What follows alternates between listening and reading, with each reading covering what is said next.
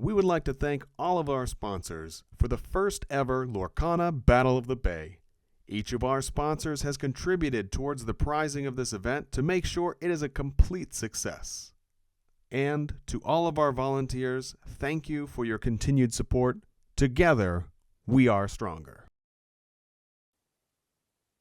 All right, looks like we're ready for round number 3. Welcome back, everybody. Especially here, I got myself some coffee. This is the Battle of the Bay here in California. So the Bay Area, San Francisco, one city, but there's many other smaller cities. Oakland. We're in Berkeley right now, just across the water from San Francisco. Really awesome community. We've got over 128 players here, which means it's going to be 8 rounds of Swiss. This is about to be round 3. We'll get all the information to you as soon as possible over who's playing and what deck lists we can expect to see.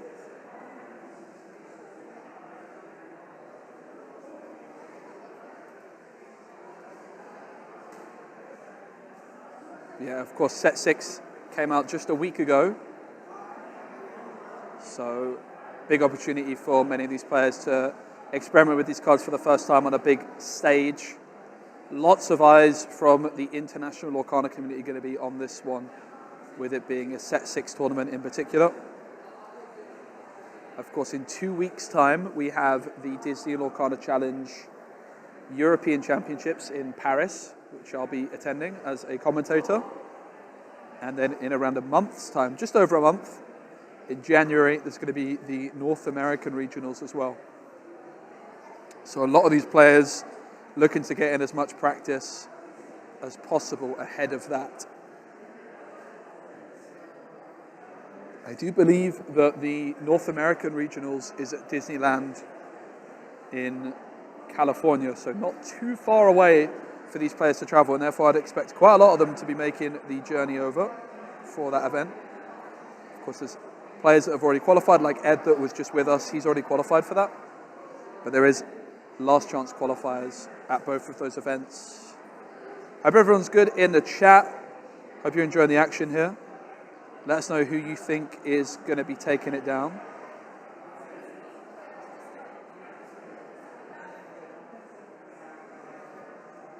We'll get the deck lists for you as soon as possible.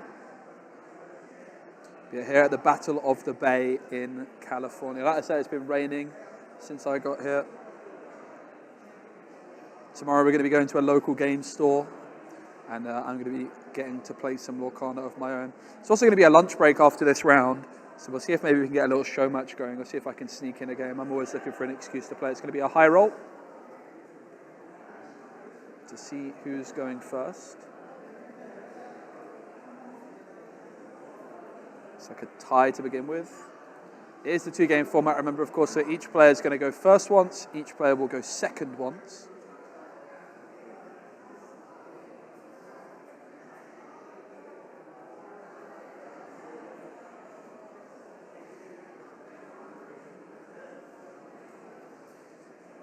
If you guys have got any questions about the event, I can see you in chat, so let us know. Dale's in the building as well. Great to see you, Dale. Hope you're well, mate. Alexander rooting for Brent. You guys know the names of the players before even I do. Let's go. Yeah, we've also got a nice projector in the building where people can watch the games. So it looks like we're going to be seeing a very exciting day. I'm excited because I am spying. I want to be careful not to shout too loudly, but I am spying some Ruby Amber locations. It's actually a deck I've got with me, and interestingly, there's a copy of Voyage in there as well. Voyage, a new 1-cost card. Well, it's actually not a new card. It's actually quite an old card. If there's some Wild Blurple Yokai, Chromicon Recycle deck, put it on stream. We're going to be focusing on trying to get some spicy decks on stream. Absolutely. What do you think the chances are Spacey would give a shout out to my cat, Osita? Very slim. Hello, Osita. Oh, it just happened. All right, so it's going to be your welcome inked, and in comes the 1-cost Pegasus, of course, an evasive card. It was Training Grounds inked on turn 1. And in comes the Sugar Rush Speedway start line. So all kinds of new cards we're going to be seeing from this Ruby Amber location deck. There's a new location, the Finish Line, which is kind of the new centerpiece card of this deck. It's going to be Clarabelle inked, and in comes 1-cost Clarabelle and another Pegasus, a bit of a Shin Mirio line to start things off. This Pegasus is of course ready to quest, but it also could challenge the start line, which has 5 willpower, but it is going to be a quest for 1 with Pegasus.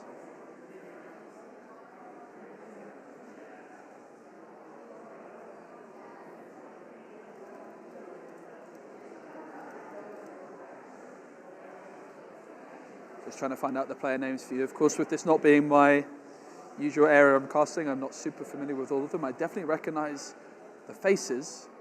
And that is going to be the Sugar Rush Speedway start line and finish line now on the board here. Now, the finish line, if you can move a character there from another location, you banish it and draw 3 cards and gain 3 lore. So the finish line, you need to move a character from one location to this location to gain 3 lore and draw 3 cards. But we're now going to start seeing some of these locations challenge. Clarabelle's going to challenge the start line for 1, and it's going to be the Fox then rushing in, polishing it off with another 4, and it's going to be Pegasus questing for 1 each, 3 lore to nothing, and that start line has been removed from the board. But the finish line is still remaining. Voyage will be inked, and then it's going to be the Sisu onto the board. Now, I've been playing this start line, finish line deck quite a bit myself. And when it gets going, it really does get going. But it can be quite inconsistent, and difficult to get the combo pieces going off. And if you get shut down, you can end up in a position where you have basically no cards left in hand. Rapunzel definitely gives you a nice way of drawing with Ruby Amber, as does the finish line. But I've had a lot of experiences where the deck just doesn't get either of those through early on, and you just run out of cards very quickly. So it's going to be a concern for the Ruby Amber player, as the finish line has now got 4 more damage on it. Those Pegasus questing for 1 again, 5 lore to nothing. Ruby Amber, 3 ink available right now. Of course, that Fox with 4 strength. Not going to give that Rapunzel an opportunity to heal it back up.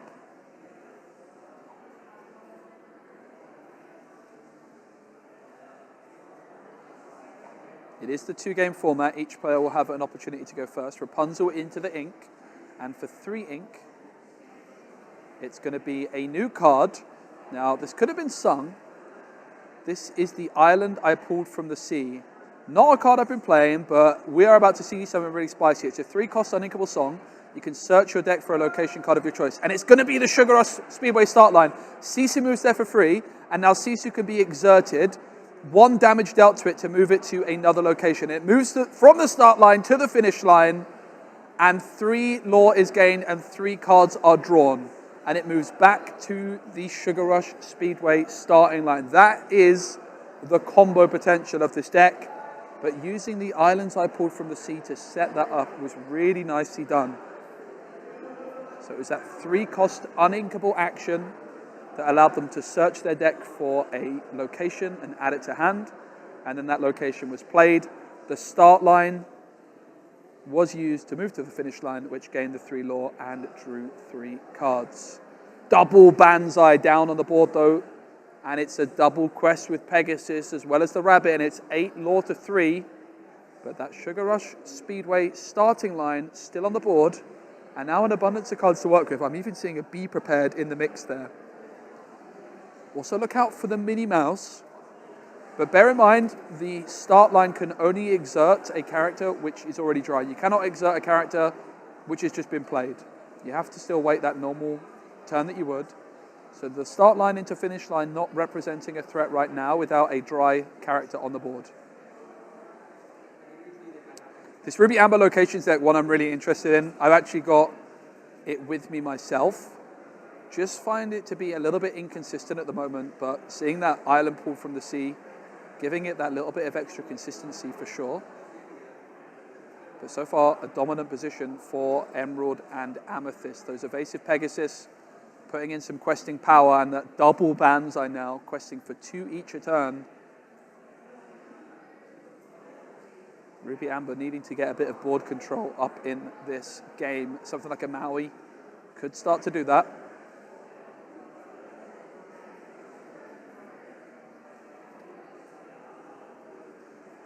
Four ink right now, but can ink to go to 5.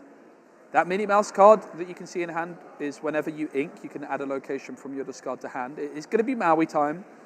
Maui also moving into the Sugar Rush Speedway starting line for free, because why not?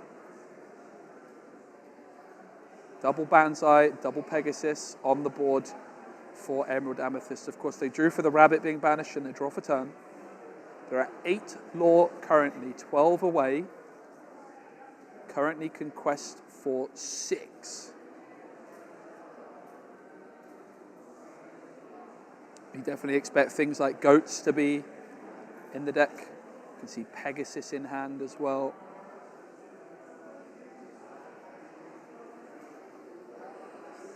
The Ruby Amber location deck, one I'm really fascinated about, the Sugar Rush Speedway finish line. One of the most unique cards now we have in Disney Lorcana. Incredible potential. I've really struggled with it in testing these last few days, though, I have to say.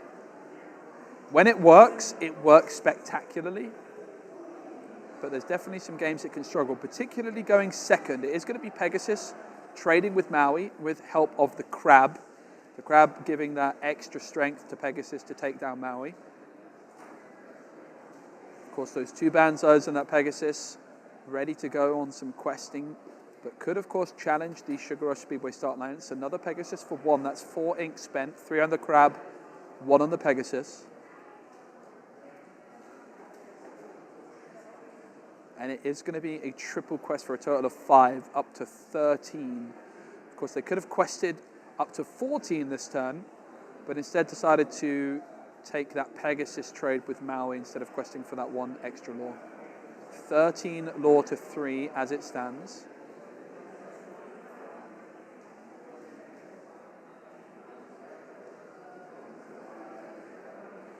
It looks like it might be time for Minnie Mouse. Now remember, you cannot exert a character and deal damage with them with the Sugar Rush Speedway start line unless they've already been down on the board for a turn. So when you ink with Minnie Mouse, you're able to add a location from your discard to your hand. So the ink comes through and it is the Sugar Rush Speedway finish line added. Now you might think you can play the finish line down for 2, move Minnie in and exert it, but I don't believe that is the case because I believe Minnie has to dry first before it can be exerted. So it does move into the start line, but it is not able to be exerted because of the fact that it's drying. Otherwise, that would have been another 3 lore and another 3 cards drawn for our Ruby Amber location player. But it's a big old board. They're currently at 13. They can quest for 1 to 14 with the Crab. The Banzais for 2 each, 16, 18, 19, 20 with the Pegasus. It is going to be the game for Emerald Amethyst. We saw the Ruby Amber location player get that combo off once. We saw Maui clearing the board, but it just wasn't enough. Too much questing power. Those Pegasus to start the shows in many ways. I do believe Emerald Amethyst went first in that one, though, so it's now going to be time to see if Ruby Amber locations can do the business in game number 2.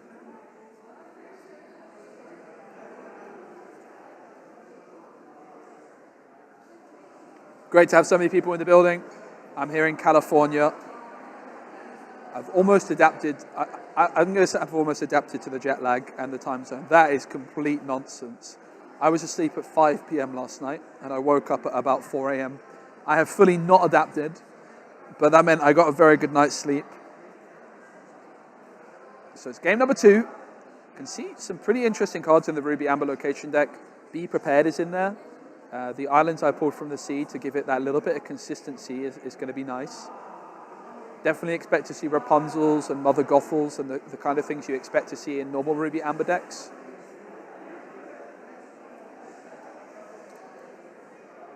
Great to see so many people in the chat. We've got the Swedish Arctic Fox themselves. Magnus, what's up? My Swedish co-caster.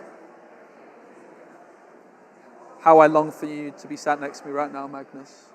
Magnus just carried me through a whole weekend in Malmo. Yeah, I'm definitely enjoying my time in California. I will admit, the rain is a shame. but it's also quite an experience. I got an alert on my phone yesterday, alerting me to the potential of flash floods in San Francisco. I got to wander around and get absolutely soaked. Here we go, game number 2. It is, of course, the 2-game format. We are going to have a lunch break after this round as well. But then we're going to have 5 more rounds of Swiss after the lunch break, as well as a top cut. So all sorts of Lorcana action to look forward to this Saturday at the Battle of the Bay. It's Mother Gothel into the ink, and it is going to be that Sugar Rush Speedway starting line onto the board. It's got 5 willpower. It gains no law, but it costs nothing to move there. And once per turn, you can exert a character that's here, dealing 1 damage to them to move them to another location for free. So the combo is you move something to the start line, and then from the start line, you move it to the finish line, gaining you a whole bunch of law. This is the 2-cost Milan onto the board. Not something you see that often. It's got a 1-3 stat line, I believe, and whenever you play an action, it gains 2 strength. So definitely look out for this Mulan, plus the Shift Mulan. But now with that Sugar Rush Speedway starting line and a character on the board, the next turn, if the finish line could come down, Mulan could move to the start line for free. 2 damage could be dealt to her, moving to the finish line for a bunch of law and a bunch of card draw. So Merfolk and Banzai down for the Emerald Amethyst players. Merfolk's going to quest for 2. Lorcana Villain gave you a shout out. Let's go. Big up to Baker. It's going to be the Merfolk questing for 2 for the first law of the day. It's going to be a card inked. I actually missed what that was. No Sugar Rush Speedway finish line in hand here. Also looks like no copy of the island I pulled from the sea. And this is definitely something I've struggled with this deck myself. You can just have these hands where things become a little bit awkward. Milan is going to challenge the Merfolk, discarding the starting line. And it's going to be Teeth and Ambitions, 2 damage dealt to Milan, 2 damage dealt to polish off the Banzai. Something like a Rapunzel then could come through and heal the Milan next turn to draw some cards. But these are the hand states I find myself in quite often with Ruby Amber locations. Not many cards, and you really need either the finish line to come through or the Rapunzel to come through to open up your hand and give yourself some more options to work with. It's going to be Banzai down for 2. Ursula's going to be inked, 1 ink spare, and it's not going to be used though.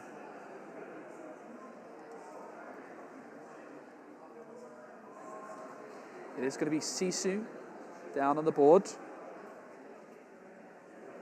Sisu, Mulan not questing, but of course getting close to that 5 ink mark where that Mulan can shift in and deal with multiple threats at once. Queen's Castle, Crab, Frenzy on the other side, Goat, and perhaps a Genie tucked away at the back there. It's going to be the Queen's Castle into the Inkwell. Down comes the Genie, drawing a card for its trouble.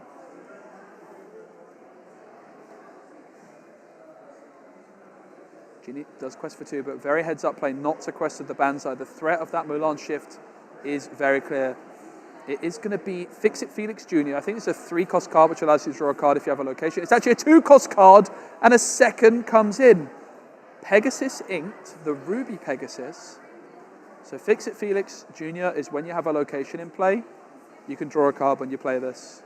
Really good option to have in these all-out location decks, just to give you some more characters on the board and try and dig and find that Sugar Rush Speedway finish line, which is the all-important card right now with the start line on the board. 2 law each as it stands. The Crab's going to come through, and the Genie, now 5 strength Genie, takes out that Sugar Rush Speedway starting line. No locations left on the board here for Ruby Amber. 3 ink spent on the Crab, still ink to spare. Ursula's going to be inked.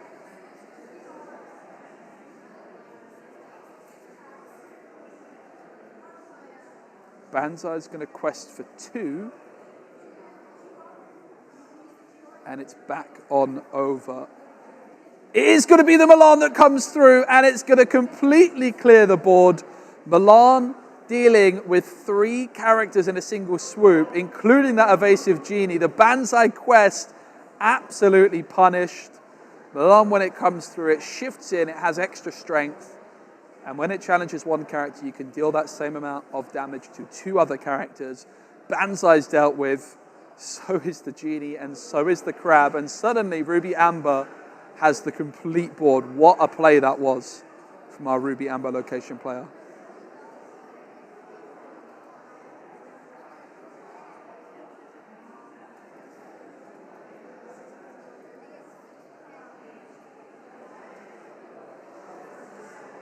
Okay, it's going to be the Go-Go Tamago, 2 ink spent on that, but, oh my goodness, spending an extra 2 ink on Go-Go Tamago to gain 5 lore. What a set of turns we've got here. Go-Go Tamago, this new set 6 card. It costs 2 to play, but you can spend 2 extra ink to gain lore equal to the damage on an opposing character. There's 5 damage on that Mulan. So Go-Go Tamago, it costs 4 to play it, but it gained 5 lore. Of course, the potential of bouncing that card back.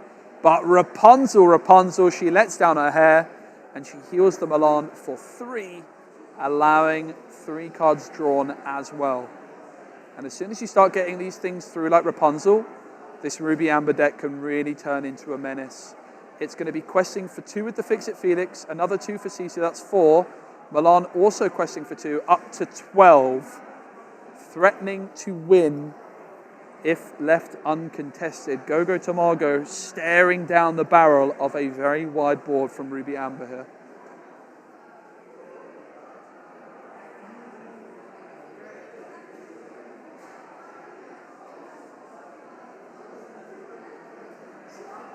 Crab is going to give Go-Go Tamago that extra strength, and it is going to trade with the Milan.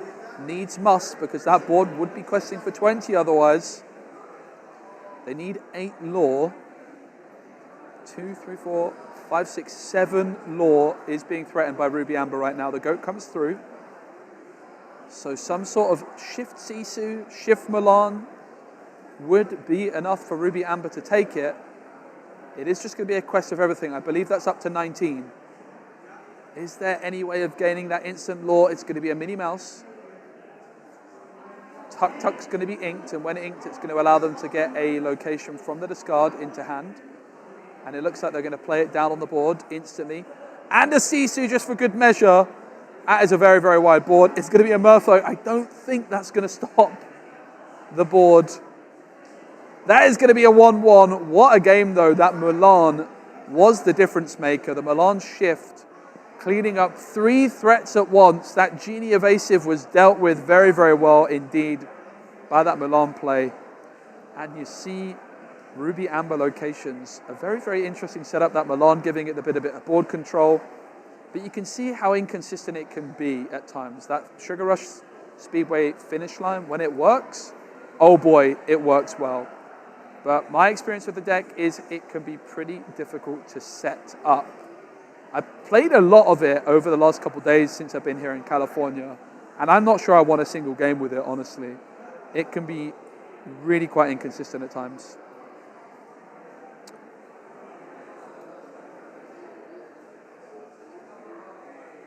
But yeah, that was round number 2. I think I'm checking my Discord here. I did get the names of the players. Duckie and Brian here. So I'm looking at the Speedway list. It's definitely an interesting setup. Couple copies of Islands I Pulled from the Sea. Fix-It Felix Jr. is in there. There's no Shift Fix-It Felix. No Super Goofs, but it does have 3 copies of Tafita Mutton Fudge, which when it moves to a location, you can gain 2 lore the first time each turn. Voyage is in there as a very interesting option. Voyage is move up to 2 characters of yours to a location for free. Still has the Mother Gothel Rapunzel, still has the Maui, no Jim Hawkins in there. And a total of just 11 locations in the mix. Yep, we're here at the Battle of the Bay in California in the San Francisco Bay Area. I'm Joe Spacey Curley. Got to visit Pixar Studios the other day. That was pretty cool. We are going to be having a lunch break pretty soon as well. It is the only break of the day. This was the 3rd round of Swiss. Total of 8 rounds. Then going into a top 8 cut. I believe it's a top 8. where the top 8 or the top cut will be open deck lists. So definitely a different dynamic, having the closed deck list first and the open deck list. Let us know if you guys have got any questions about us. They don't play the RLS Legacy in that list. No, they do not. No sign of the RLS. Training grounds, Sugar Rush Speedway start line, finish line are the locations of choice in that list. It's definitely quite different to mine. 4 of the Sugar Rush Speedway start line, finish line, and then 3 training grounds, which is definitely an unorthodox way of going about it. Pretty excited to see that in action again.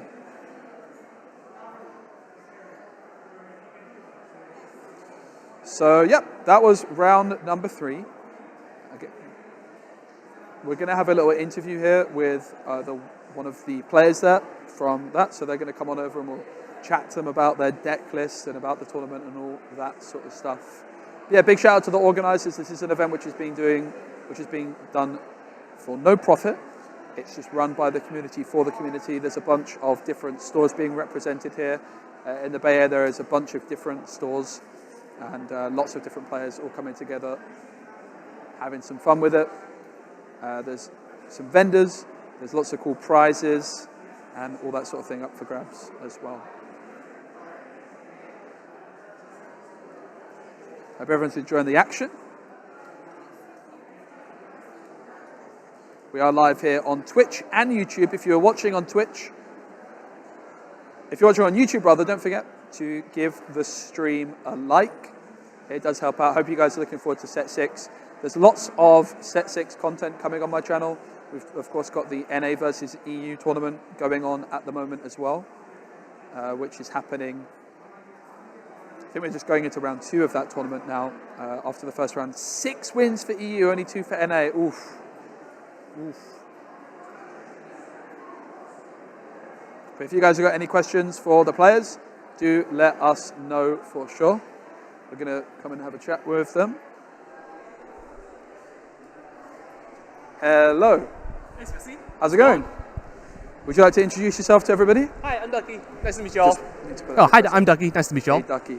So, Duckie, you're playing Ruby Amber Locations. Yeah, just memeing it up today. Let's go. How are you feeling about the deck? So... Probably need to move it a bit closer. Okay, yeah. So, against purple, it's a little rough. And I've played against purple twice. But also, I've missed my 2-drop both my games, so, like, especially on the draw. So, it's not the most consistent deck, I would say, but it is a lot of fun. And when it hums, it really hums. For real. Yeah. It's a deck I've actually got with me as well. I've been playing it. And it feels like if you don't get the either Rapunzel through or the finish line through, you can run out of cards quite quickly. Yes. So we saw that you're playing Islands. I pulled from the sea maybe to make that a bit more consistent. I don't think that you want more than 2 because it can actually be pretty bricky because you don't have a lot of good singers for it. Yep. And then I think that like one of the things I might change is I might up the number of 2-drops in this deck again because I was actually finding myself bricking quite a bit and not seeing a 2-drop early. So we saw the Milan come through and put in some serious work though. That was quite devastating. I think I got pretty lucky there. My opponent didn't respect the shift Mulan or just didn't expect it to come down, and it just show them the business. Yeah, it was really nicely done. So that was your 3rd round, right? Yes, this is my 3rd round. How do your first couple rounds go? So my opponent didn't show up round 1, Nice. and then I went 1-1 against green purple again. Okay. But I also missed my 2-drop in on the draw in that matchup as well too. But I got to Speedway 5 times in a row. Oh wow! In game 2, so I don't know. You know, you live by the Speedway, die by the Speedway. Yeah. Right? What is it about this deck that you're enjoying so much? It has my 3 favorite words. Draw a card. Nice. So I mean, like, I love drawing cards. It like Rapunzel says draw 3. Speedway says draw 3, and you're just churning through the deck super duper quickly, and you'll find all your pieces eventually. And also like this deck is extremely uninteractable, so it's really hard for your opponents to be able to disrupt your combo, especially when you have like a mini in hand, and that's like really difficult to disrupt. Is there like with this deck? How have you found it when it goes second? Because my concern with it is when it goes first, it can feel pretty great. but I've struggled to get those wins going second. How do you feel about going second with this deck? So it can be tough going second, but that's one of the reasons why we're playing the Mulan package. Yep. The Mulan package, the Mauis, you're really trying to respect going second, and that's why we're on Teeth instead of Brawls. Because if you play Brawl, a lot of times you can't hit stuff like Bonsai, like you saw in the match. You can't hit a lot of those like really like key cards that kill your locations. So like that's one of the things that we've sort of like thought about. Really, Mulan and B-Prep are really important in going second, and you're basically trying to race through one of those two like board wipes to sort of like clear that board. And you're using your locations as sort of like meat shields to sort of shield yourself from being able to take hits, and you're playing more of a slightly controlled game. Awesome. And it's really cool to see Voyage in there as well. 3 copies of Voyage. You can move up to 2 characters of yours to the same location for free. You've got Tuk Tuk as a way of moving to locations, as well as, but no Jim Hawkins. Yes. So the Voyage and the Tuk Tuk are really important to being able to. So let's say you don't have a board, like you've just like B-prepped or whatever. You can go like Speedway, play a character, and then Voyage onto it on the same turn, and you don't have to wait till the ink dries. It lets you combo while still like just by having like stuff in hand. With Jim Hawkins, you're gonna have trouble with like being able to like play the Jim Hawkins and then move on to the Speedway. That costs way too much ink. Yep. It's very, very ink. It's more of a win more effect if you think about it. Whereas like Voyage can let you come back from behind. Yep. And how's the Mini been performing? 4 copies of her in there. Mini is insanely broken in this deck. Like you're popping your locations constantly, and your opponents are trying to get rid of your locations because that's the way that they have to interact with you. And you basically get to like gain multiple lore over the course of the game simply because they have to constantly run into your locations, and you can keep buying them back. And then when you have multiple minis, a lot of times you just buy back 2 halves of the combo, and then you're off to the races again. And Training Grounds was your 3rd location of choice. No RLS Legacy, no things like Pride Lands or the Underworld, which are in Amber. Just Training Grounds simply because it costs 1, and it costs 1 to move there, or is there anything else going on there? Yeah, so it costs 1. So the difference between this Neverland and the 100-acre island, I think. I believe. Which is like a new 1-cost location in Amber. Right. So we chose Training Grounds mostly because, 1, it's inkable. Because if you take a look, the uninkable count's actually extremely high already. It's sort of out of this world, and so you can't actually afford any more uninkables, especially since like B-Prep cuts into your uninkable slots and so on and so forth. We need a 1-drop because you need to be able to go 1-drop location into 2-drop Fix-It Felix so that you can set up for your teeth plays. The where it sits on the curve is extremely important. So that's why we're not playing stuff like Rapunzel's Tower as well too. We don't necessarily need RLS Legacies simply because we're not trying to like ding people with the locations. We're trying to combo off with the locations, and keeping it nice and cheap and inkable is really, really important. Awesome. Is there any decks which you think Ruby Amber will really struggle against? Oh, anything purple. Okay. Basically anything purple. Steel is easier, I would say, but just in general, Madam Mim is a huge problem for the deck. Genie is a huge problem for this deck as well, too. Yeah. Unless you can take it out with Mulan, of course. Yes, unless you can take it out with Mulan, but the thing's like, if people are savvy, like, I think that I will be able to get something like that off. I think it's mostly because I brought it in as a surprise and a gimmick, and, I mean, let's be real, like, today, I can't let my memes be dreams, Absolutely. Well, it's a deck I'm really excited to see and wish you the very best of luck. Any shout-outs you want to do? Yeah, shout-outs to Luxury. Shout-outs to my buddy Monkey, who I'm on the same deck with. He's not doing as hot, mostly because he had to play real matches instead of getting a bye. Shout-outs to my teammates and everybody out there. Okay, awesome. Well, thanks so much for your time. Yeah, absolutely. And hopefully see you later. Thank you. Cool. All right, everyone. It is now lunch break, so we're not going to have another round for a little bit. So I imagine we're going to go on to a bit of a break. But then when we're back, it's 5 rounds of Swiss without a break, without another lunch break, and then also we're going to have a top cut as well. So lots of Lorcana action to look forward to.